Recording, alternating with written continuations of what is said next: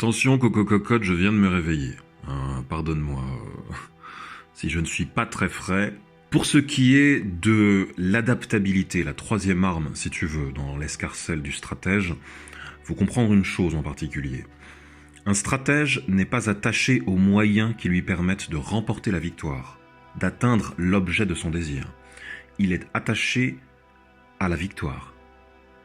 Les moyens, les expédients ne sont que des moyens, ne sont que des expédients. Ce qui compte, c'est l'accession à l'objet, la victoire. Exemple, on a parlé de Strauss-Kahn tout à l'heure. Ses adversaires l'ont attaqué par le truchement de sa vie sexuelle. C'est l'expédient.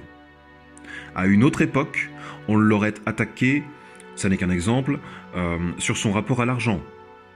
Fraude, délit d'initié, paradis fiscaux, etc. Sauf que ça ne paye pas aujourd'hui. Il faut connaître son époque. Ce qui paye aujourd'hui, c'est la dépravation sexuelle.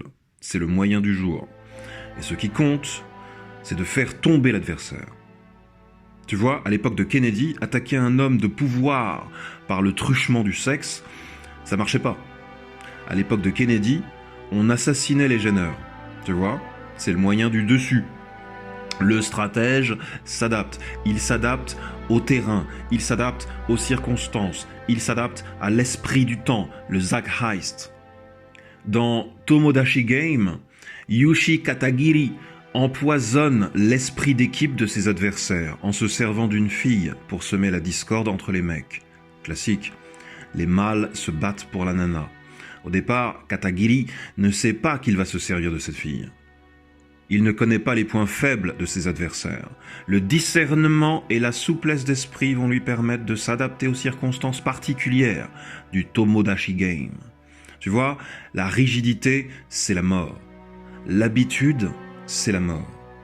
Dans la mesure du possible, essaie de créer une brèche dans tes habitudes et d'y glisser, l'air de rien, l'inhabituel.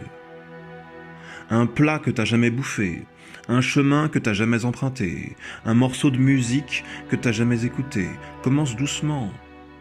L'idée, c'est pas de changer de personnalité, c'est d'assouplir tes articulations, c'est d'assouplir ton esprit. L'esprit est un muscle comme les autres. Si tu le bosses pas, il se nécrose. Tu peux même aller jusqu'à changer l'objet de ton désir et non pas seulement les expédients. Tu vois, par exemple, ma sœur a fait des études de médecine avant de se rendre compte que l'ethnologie correspondait mieux à ses aspirations. Étudier le fonctionnement du corps humain, oui, mais étudier le fonctionnement du corps social, le fonctionnement des communautés humaines, encore mieux. Il ne s'agissait pas pour ma sœur de s'adapter à l'esprit du temps, mais à son propre esprit, à l'évolution de son propre esprit, sans y résister. C'est très difficile parce qu'on a tendance à résister tout le temps. On a l'impression de se trahir si l'on devient souple. On confond souplesse et corruption. Le discernement, mon ami, c'est la clé. Plus tu seras en mesure de t'adapter aux situations, moins violente sera la mauvaise surprise. Être adaptable te confère une protection face à l'adversité, face à la mauvaise surprise. N'attends pas qu'il n'y ait plus rien à bouffer pour pratiquer le jeûne. Entraîne-toi.